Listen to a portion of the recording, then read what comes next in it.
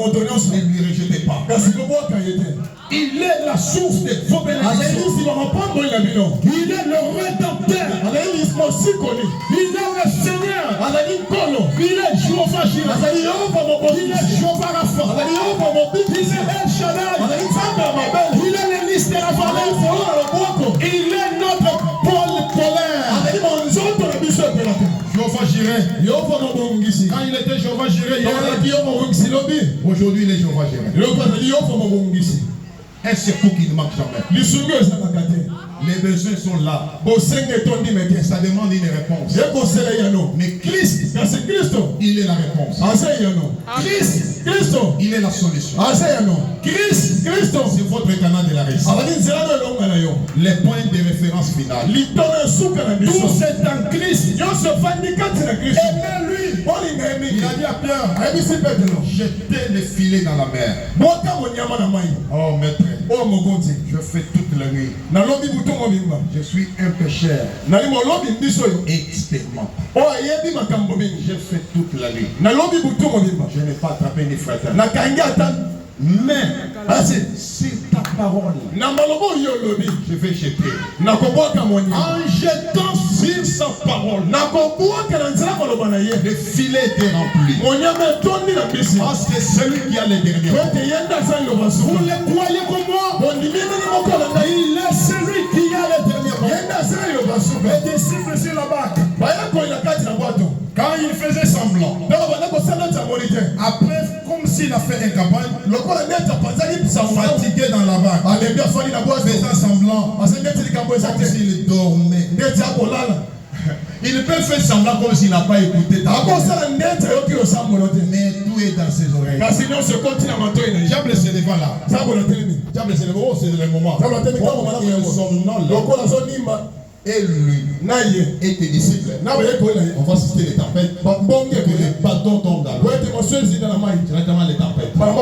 Écoutez, les tempêtes peuvent venir dans l'église. Il faut réveiller Jésus. Ne quittez pas. Réveillez Jésus. Tu dors ou bien tu ne dors pas. Quand les tempêtes est arrivé, diable croyait que c'est fini. Pierre a dit, Seigneur, nous mourrons. Oh, le maître de l'univers. Il s'est réveillé. Il a réprimandé. Il leur a dit, les hommes de paix de foi. Jusqu'à quand je serai avec vous. Calme-toi. Le roi de l'univers. Les tempêtes lui obéissent.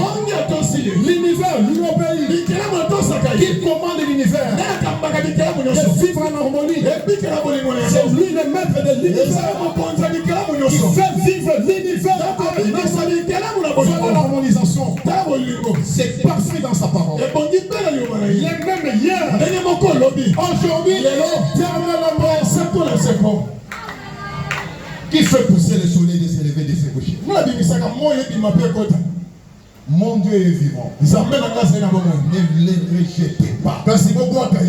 Je l'expérimente. Je me rappelle un jour, j'étais allé à Moueka prêcher la parole. Lors de la ligne de prière.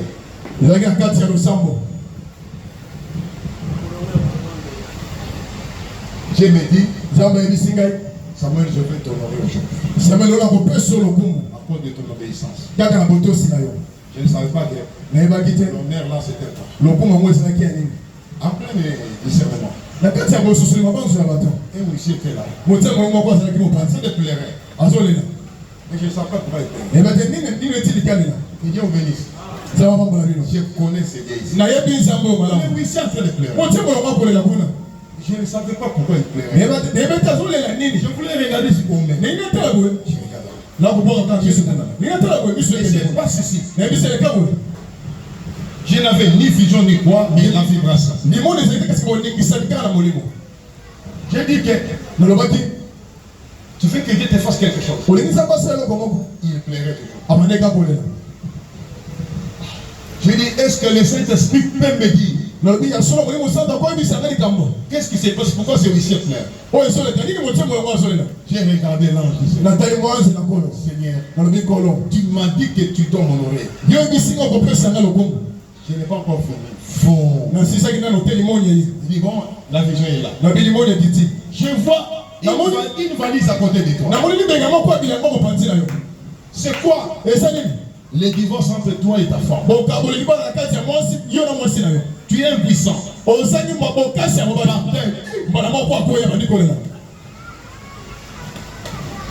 La famille de la femme là est ici. Elle est venue prendre sa fille. Si elle est ici, qu'elle se lève debout. Elle s'est levée là-bas. On va te donner les jumeaux. Attention, deviner. Viens prendre les jumeaux. Les frères n'étaient pas épanouis. Les autres messieurs sont venus là. Seigneur, je donne ses frères les jumeaux. Je cherche les puissances et tout.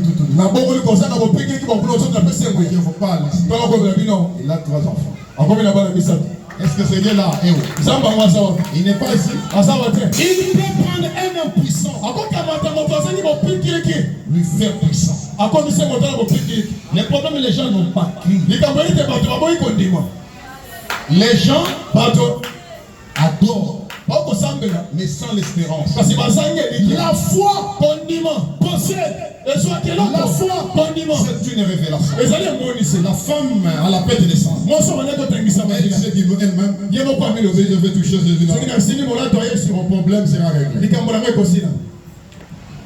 Elle est venue. Elle a touché le maître. La foi touchée, la vibration. Elle a été sentie de faire sortir. Quelqu'un m'a touché. Tout le monde te touche. Je parle de quelqu'un. Tout le monde me touche. Quelqu'un m'a touché. Je parle d'une touche extraordinaire. C'est moi, Seigneur, qui t'a touché. Je suis une femme méprisée. 12 ans. Mais vous avez la maladie des sangs. Femme, moi aussi, ta foi, t'as guéri. Est-ce qu'on a fait des cérémonies? Qu'est-ce qui a guéri cette femme? Sa foi. Cette foi qui peut élever l'église en 10 dimensions. Les gens sont devenus des formalistes. Des croyants frontaliers. Sortons à ça. Laissez nos divergences. Restons les aigles. Cherchez les connexions. Mais pour que la gloire du Seigneur se manifeste.